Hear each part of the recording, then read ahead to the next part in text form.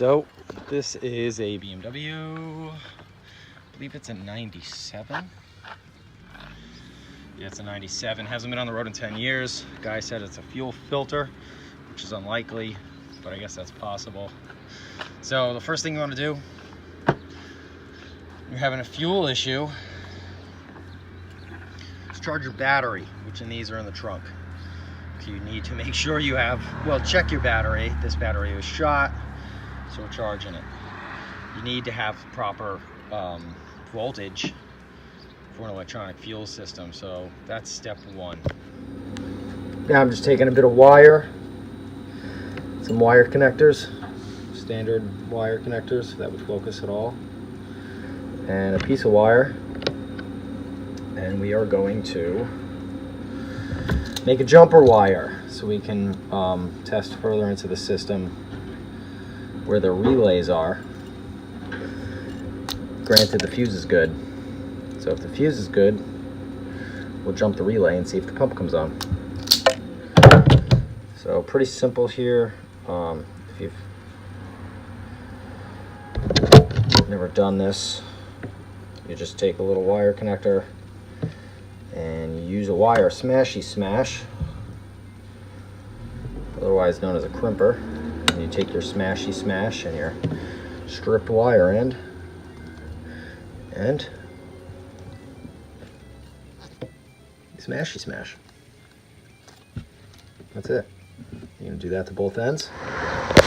So fuse 18 is this, let's get the camera up, right here, this blue guy. It tells you right here how to find your fuses, right? 1 through 10, 11 through 20.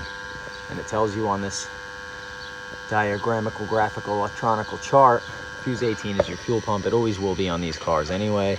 So 1 through 10, 11, 12, 13, 14, 15, 16, 18. This is 18. So the fuse is good. I just checked the fuse. So quick that I am getting power here at the fuse. Here we are. Here we are. This first, this relay right here all the way to the left. Sometimes there'll be 2 relays here, sometimes there'll be 3. This is your master relay. This is your fuel pump relay. I yanked it out. It's a bit burnt up, I'm not gonna lie, looking.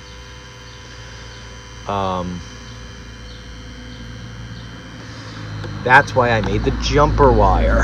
This jumper wire will effectively jump the relay, and that fuel pump should come on and run non-stop when this is jumped. The reason you want to make a jumper wire is because if you just put the relay in, you turn the key, it's only going to run it for like a second, and then you have to wait something like 5 minutes, unless you're constantly cranking on the car.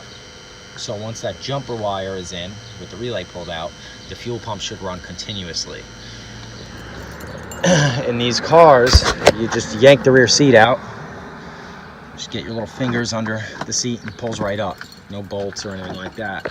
And on your passenger side, under this housing here, is your fuel pump. So we're gonna yank this cover off so we have access to the top of the fuel pump.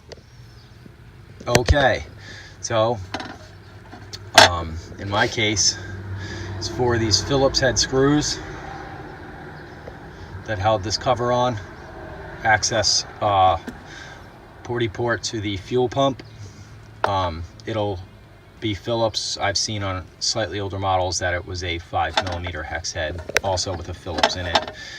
Cap came off, slide it up. It's got this grommet.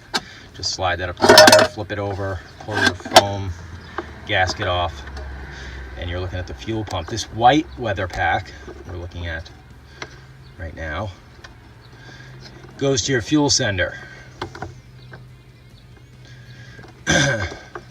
Like that.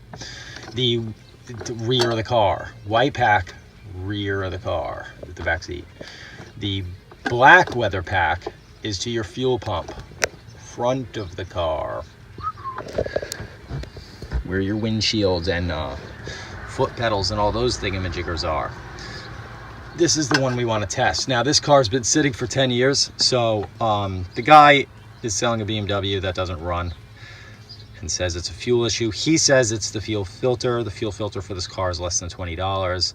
I tend to believe him that it's a fuel problem, but if it was a $10 part, why wouldn't you replace a $10 part and then be selling a running BMW, and you can sell it for much more money? So when people say things like that, I tend to not fully believe them.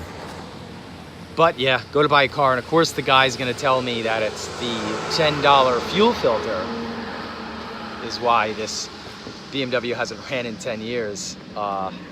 Never believe someone when they tell you it's the cheapest part. But I do believe that it is a fuel issue. This is your fuel line. The older models that have a line here, or older than this one, this is a 97. I believe 94 and earlier, you had the return line here. On this particular model, the return line is on the side of the tank. So this is nothing. This is just a plug off line. Here's your fuel line. This comes off quite easily. I'm just gonna test for power here to make sure that we're actually getting power. And I'm gonna jump the relay under the hood to do that and disconnect it, because the car sat for 10 years, so it most likely has really varnished fuel in it. I would rather not send through the system, and I just want to make sure that we are getting power to the pump. So the relay is jumped. We will now take our handy dandy electronical tester, set it to DC, folks. Direct current, because this is a vehicle. So the squiggly wavy one that you'd want to surf on is for your house, and the dot dash long line is your direct current, which is for motor vehicles. So with that jumped and the key on ignition, we should be getting power here. We are getting power to the pump. Like I said, the black weather pack, we are getting full voltage to the pump. So now, when I plug this in, I should hear the fuel pump run, or attempt to run, nonstop. Let's see what happens here.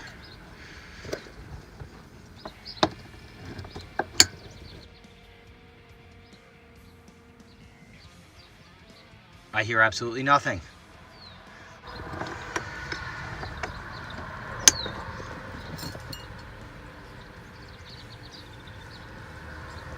I believe we have a bad fuel pump, which is not the end of the world. I think it's like a $130 part, folks. Okay, so after all that testing, I couldn't film this because I had to, I definitely needed two hands. So I removed the intake right here and pulled this open and sprayed ether in it while someone turned the key, and she started up. So this tells me that the only problem is she's not getting fuel into the cylinders. And after diagnosing it, and the fuel pump, even when I jump the relay, is not making any sound or coming on, which it should be. This is properly troubleshot and diagnosed and needs a new fuel pump. So we'll do a new fuel pump and a fuel filter in it, and I'll kind of show that process. Needs probably a new battery.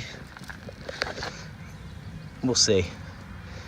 And I bet you money she'll start. But the good thing is that the guy likely just didn't know what he was doing, and this car now has 10 years that it wasn't getting mileage and wear and tear on it, and we'll replace the fuel pump and the fuel filter, and she should start. To be continued.